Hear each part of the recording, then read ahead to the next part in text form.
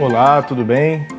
Meu nome é Paulo Júnior, eu sou diácono da Igreja Missionária Evangélica Maranata de São João de Meriti e estamos aqui para mais um estudo bíblico, ao qual vamos falar do custo do discipulado, né? Nós entendemos que o discipulado, ele nada mais é do que imitar a Jesus Cristo.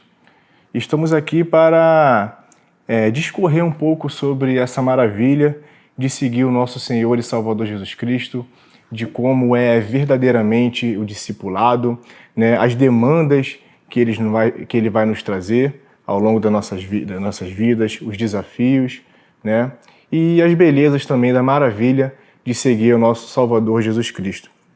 E o que nós vamos estudar no decorrer desse estudo, ele vai falar sobre o conceito de discipulado, as duas maneiras como a palavra é usada.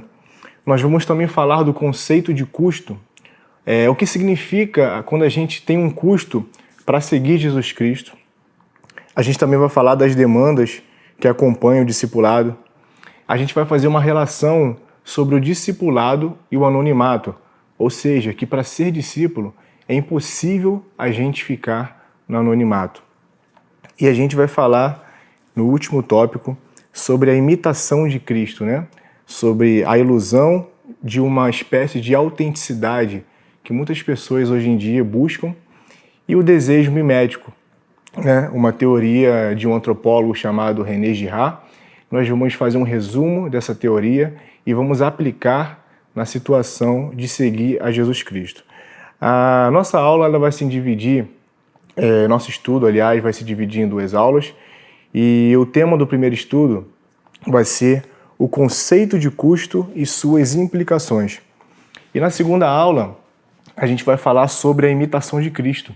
E dentro dessa aula, a gente também vai incluir e trabalhar as demandas que envolvem o discipulado cristão. Então vamos começar fazendo uma oração para que o Espírito Santo de Deus ele nos capacite a entender o que nós vamos estudar aqui, que é uma palavra muito importante para os nossos dias de hoje. Oremos.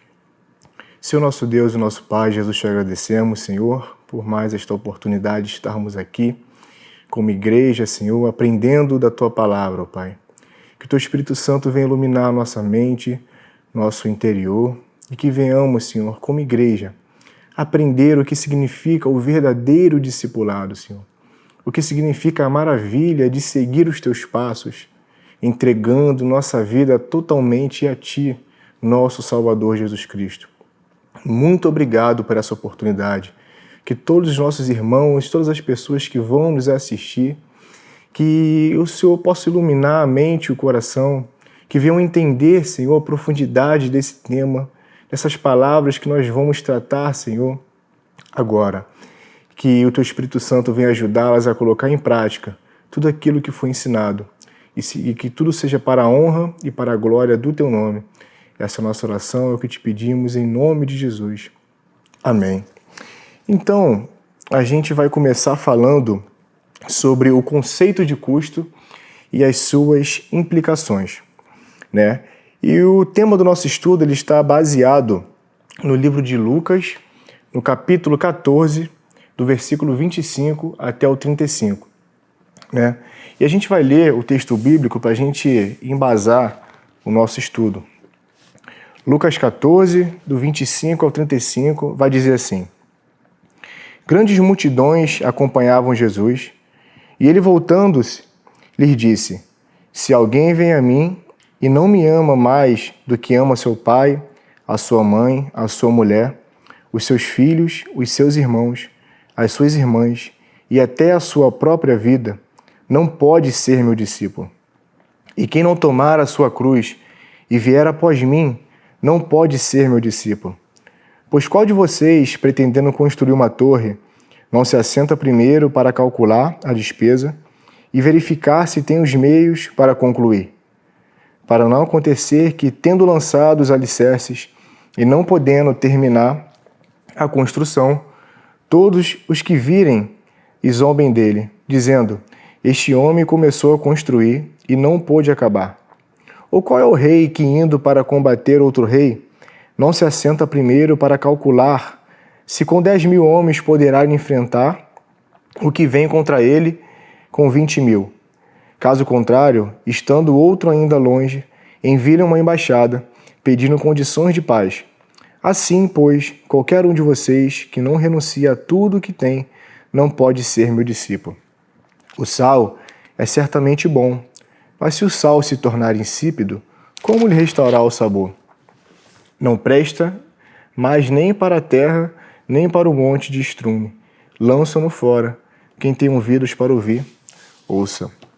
Então, meus irmãos, nesse texto maravilhoso aqui com Jesus, ele trata com a multidão do custo do discipulado. Nós vamos entender agora o que significa o discipulado. A gente está falando de uma palavra que ela vai trazer para a gente dois significados. O primeiro é o seguinte, é o ato de seguir Jesus. O discipulado é simplesmente o ato de seguir Jesus, né? E a palavra discipulado, ela tem uma origem grega que significa aprendiz, que significa discípulo, ou seja, alguém que segue uma outra pessoa, alguém que vai seguir um mestre, alguém que vai seguir alguém de muita influência. E o segundo significado da palavra é o ato de ajudar pessoas a seguir Jesus, né? Mas nós temos uma coisa muito importante a tratar antes de discorrer sobre esses dois significados da palavra discipulado. É que os dois significados, eles estão inteiramente ligados. Na nossa língua portuguesa, a gente encontra algumas palavras, né, que elas têm o significado diferente. Ou seja, é a mesma palavra, mas possui significado diferente. Uma delas é a palavra manga, né, como uma manga de uma camisa. E a gente também tem o outro significado da palavra manga como uma fruta.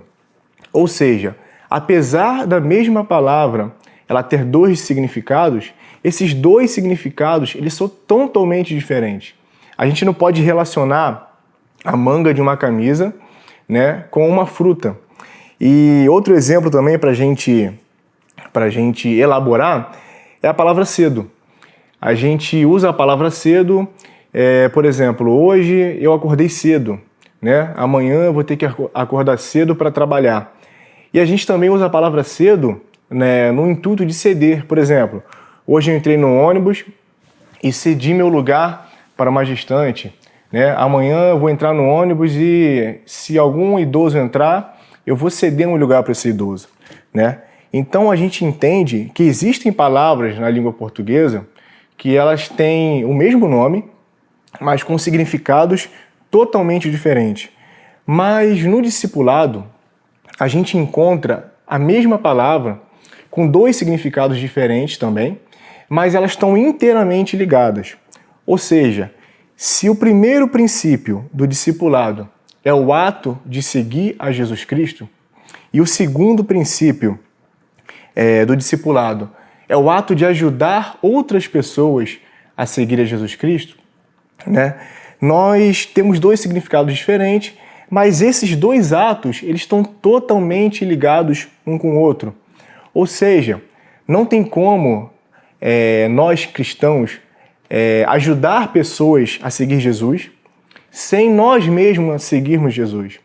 E ao contrário, não tem como nós seguirmos Jesus sem, consequentemente, ajudarmos pessoas a seguir a Jesus Cristo. E nós vamos ver aqui que o princípio do primeiro significado de discipulado que nós vamos trabalhar está lá em Mateus 9, no versículo 9. A gente vai ler para a gente poder entender como funciona esse primeiro princípio. Mateus 9, no versículo 9. Diz assim, é o chamado de Mateus. Quando Jesus saiu dali, viu um homem chamado Mateus, sentado na coletoria, e lhe disse, siga-me. Ele se levantou e o seguiu. Uma coisa muito importante que nós precisamos entender no ato de seguir Jesus, né? que o ato de seguir Jesus, ele não é simplesmente uma compreensão intelectual, ou seja, eu entender e saber verdades sobre a Bíblia, eu entender e saber verdades acerca de Deus, acerca de Jesus, acerca de certas doutrinas, né? Por exemplo, os 10 mandamentos, o que Jesus quis dizer no Sermão do Monte. O discipulado não é simplesmente isso, a gente compreender racionalmente o que significa certas coisas, mas é uma atitude. E a gente pode ver aqui na última parte desse versículo 9, que diz assim: ele se levantou e o seguiu. Ou seja, o discipulado, ou seja, o ato de seguirmos a Jesus, ele implica uma ação, ele implica um estilo de vida. Ou seja, eu não posso meramente ouvir as palavras de Jesus e ficar onde eu estou. Eu preciso ouvir as palavras de Jesus e ir após ele, seguir o meu mestre, aprender com ele, andar junto com ele, né? E a segunda parte, o segundo significado, aliás, da nossa palavra aqui, discipulado, nós estamos estudando, o ato de ajudar pessoas a seguir Jesus, a gente vem em Mateus 28, o princípio disso que nós estamos estudando, está lá em Mateus 28, do 18 ao 20, que é conhecido como a Grande Comissão. Vai dizer assim, do versículo 18 ao versículo 20, Jesus, aproximando-se, falou-lhes dizendo: toda autoridade me foi dada no céu e na terra. Portanto, vão e façam discípulos de todas as nações, batizando-os em nome do Pai, do Filho e do Espírito Santo, ensinando-os a guardar todas as coisas que tenho ordenado a vocês. E eis que estou com vocês todos os dias da minha vida. Aliás, do fim dos tempos. E aqui a gente consegue entender o conceito desse significado de ajudar pessoas a seguirem Jesus. Ou seja, Jesus nesse momento ele fala com os discípulos, né, antes da sua ascensão ao céu, e ele vai dizer para os discípulos, né, ide por todo mundo e pregai o evangelho. O que isso significa? Nada mais, nada menos do que fazer discípulo de todas as nações. Ou seja, Jesus estava falando para aquelas pessoas que eram discípulos dele a fazerem outros discípulos, né? Como a gente acabou de dizer no primeiro significado da palavra, que é o ato de seguir a Jesus Cristo, não é somente uma compreensão intelectual, né? E compreendendo certas verdades acerca da Bíblia e de Jesus, isso não faz de nós um discípulo, não faz de nós seguidores de Cristo e não faz de nós ajudadores para fazerem que outras pessoas sigam a Jesus, né? E uma coisa muito interessante que Jesus vai falar sobre isso é um grande exemplo que a gente vê na Bíblia em Lucas 6,39, né? Do 39 ao 40, na verdade. Jesus vai dizer que não tem como um cego guiar outro cego. Ou seja, não tem como uma pessoa que não consegue enxergar pegar outra pessoa na mão e carregar para qualquer lugar que seja, né? A gente também percebe, e no nosso contexto nos dias de hoje, né, por exemplo, uma pessoa que não sabe dirigir, essa pessoa ela é totalmente incapaz de ensinar outra pessoa a dirigir. Uma pessoa que não sabe tocar violão, como que essa pessoa ela vai ensinar outras pessoas a tocarem violão? E a gente pode ver que não existe, não tem como, na verdade, nós ajudarmos pessoas a seguir a Jesus, sem antes disso nós sermos discípulos, os próprios discípulos, seguidores do nosso Mestre. E como esse discipulado ele funciona, né? O discipulado funciona, como nós acabamos de dizer, é o ato de seguir a Jesus. Mas o que significa seguir a Jesus, né? É uma pessoa que segue uma outra pessoa, simplesmente? Tá bom, mas ela vai seguir de qual jeito, né? E o que a gente quer dizer aqui nesse estudo é o seguinte, que o discipulado é o ato de seguir a Jesus, mas nos termos de Jesus. Porque, infelizmente, hoje em dia, no nosso mundo, a nossa sociedade contemporânea, né, pós-moderna, nós temos uma ideia de que nós temos que ser quem nós somos. Ou seja, é um princípio muito individualista que faz com que as pessoas queiram, em primeiro lugar, sempre o seu bem-estar. A gente nunca consegue pensar no bem-estar do outro. E esse princípio individualista é totalmente ao contrário do que nós estamos estudando acerca do discipulado, né? Se quisermos ser discípulo, não podemos esperar algo diferente. Ou seja, precisamos seguir a Jesus nos termos de Jesus, não nos nossos termos. Precisamos seguir a Jesus nas demandas que Ele nos dá, né? Nas implicações de vida, no modelo de vida que nós vamos precisar viver, né?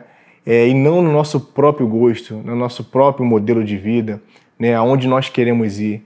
Na verdade, quando nós somos discípulos, nós não temos vontade própria. Nós simplesmente seguimos o nosso Mestre.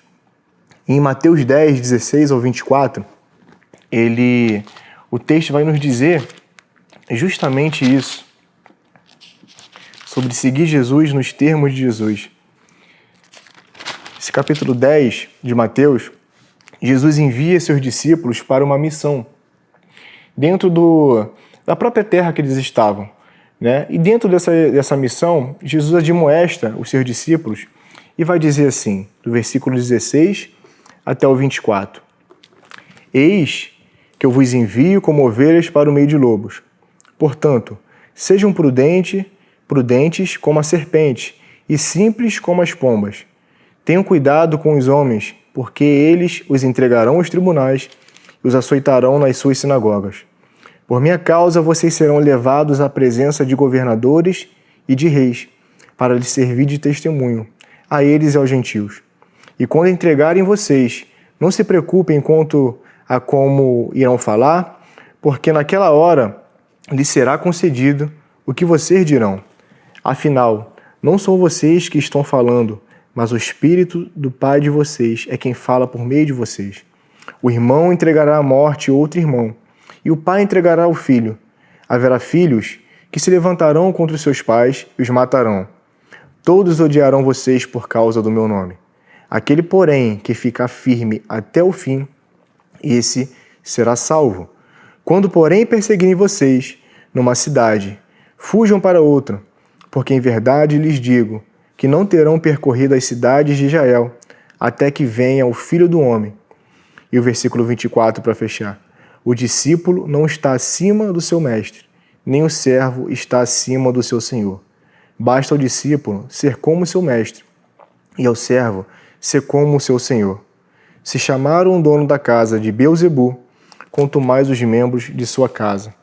E o que a gente pode entender aqui nessa passagem, nesse breve trecho da Bíblia, é que Jesus ele dá orientações para os seus discípulos. Ou seja, vai de encontro justamente no ponto, né, em que nós estamos, de seguir a Jesus, mas de que forma? Nos termos dele ou nos nossos termos? E a palavra de Deus é bem clara nessa passagem, como em outras muitas passagens da Bíblia, que nós precisamos seguir Jesus nos termos de Jesus. Ou seja, o verdadeiro discipulado, ele é contrário totalmente à minha própria vontade, mas eu preciso fazer a vontade do meu mestre, né? Todas as pessoas que seguiam Jesus eram verdadeiros discípulos, né? O próximo ponto que a gente vai tratar. A gente pode dizer que não. Por que a gente pode dizer que não? Porque esse foi a grande motivação, na verdade. A grande multidão está ali em volta de Jesus para ouvir aquelas palavras que ele estava ensinando. Essa multidão, na verdade, ela foi a grande motivação para que Jesus falasse aquelas palavras. Por quê? Porque Jesus, né, sendo Deus, sendo onisciente, ele sabia que nem todas as pessoas que estavam ali, elas eram verdadeiros discípulos dele. Jesus sabia que todas as pessoas que estavam ali, muitas delas não queriam um comprometimento do discipulado, não queria pagar o custo do discipulado, né, como a gente vai tratar mais para frente, o conceito de custo.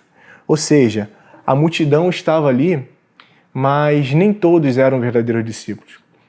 A gente pode arriscar até que a minoria, infelizmente, era verdadeiro discípulo de Jesus, né? E Jesus começa o seu discurso, no versículo 26, justamente com essa intenção de alertar aquela multidão sobre o custo que envolve o discipulado. É como se Jesus estivesse falando: olha, será que vocês são verdadeiros discípulos meus? Será que vocês estão no caminho certo do discipulado? Eu vou dizer para vocês algumas palavras, né? Para vocês serem meus discípulos, há um custo. Então eu vou explicar para vocês esse custo agora. É como se Jesus estivesse dizendo simplesmente isso, né? E o versículo 26 de Lucas,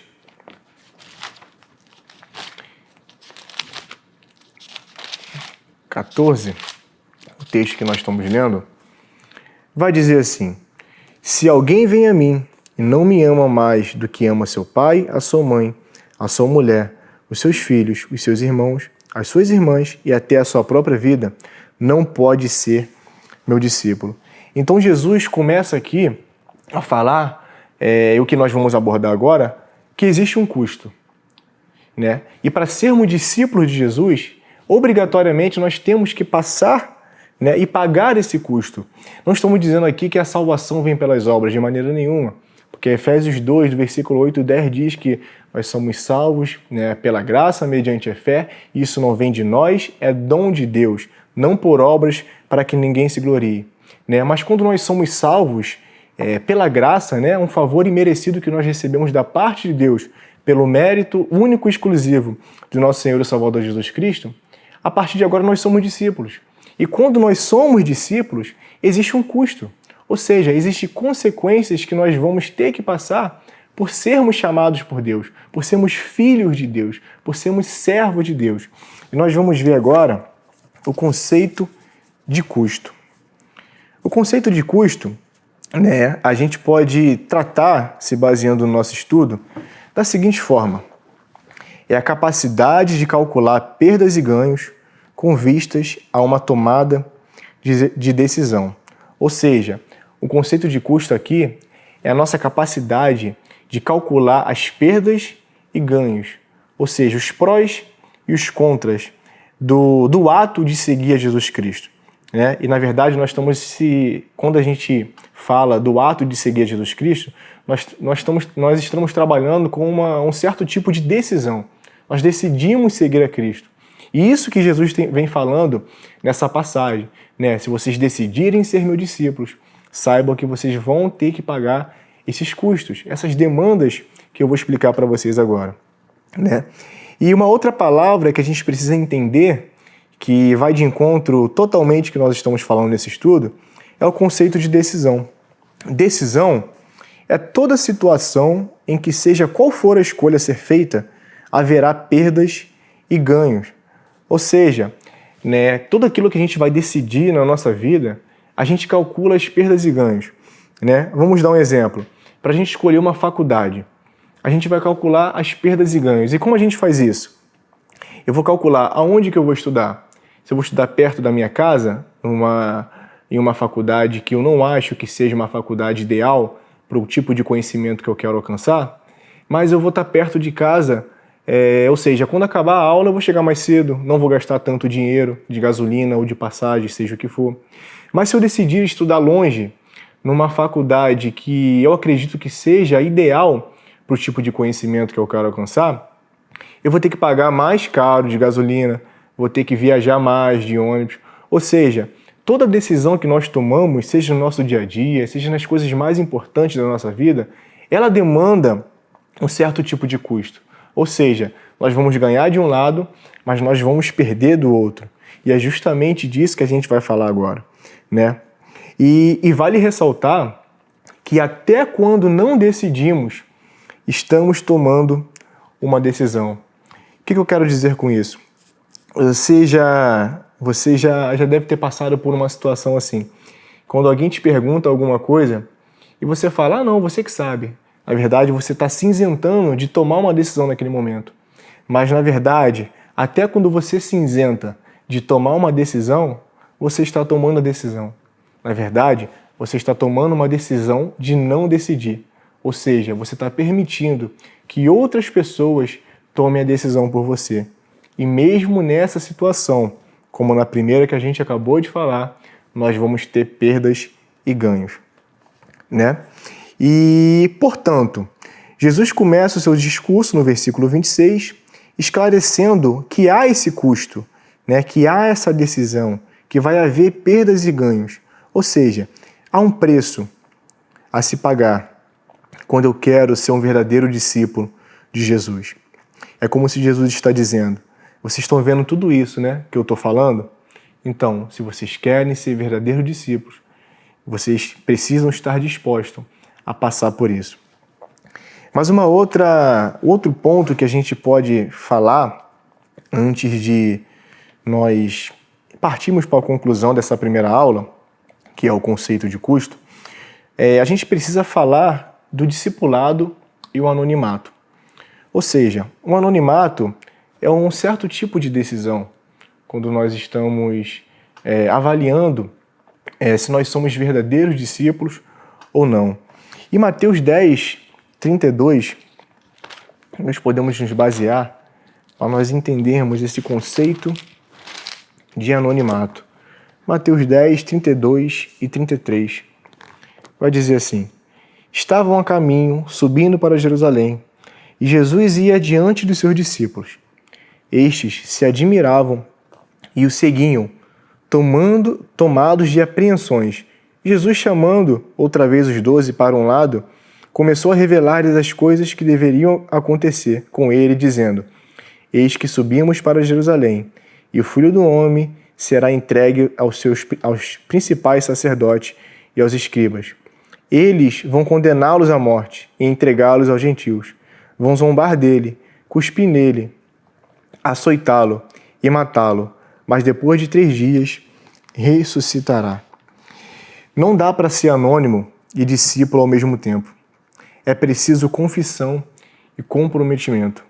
Da mesma forma que Jesus mesmo diz nos evangelhos que o discípulo ele não é maior que seu mestre, ou seja, nessa passagem que nós acabamos de ler, estava dizendo que Jesus ia ser entregue aos sacerdotes, estava sendo entregue naquele momento para um certo tipo de sofrimento. E nós sabemos bem que tipo de sofrimento é esse, a pagar o preço pelos nossos pecados. E quando a gente fala de anonimato, é justamente isso. Não tem como a gente seguir Jesus sem se comprometer. Ou ao contrário, não tem como a gente seguir Jesus sendo anônimo. Por quê? Porque a gente vai entender no texto, né, no texto base que nós estamos estudando, que é Lucas 14, do 25 ao 35, que nesse trecho a gente pode perceber na multidão, né, naquelas pessoas que estavam ali, 3 grupos de pessoas que formavam aquela multidão.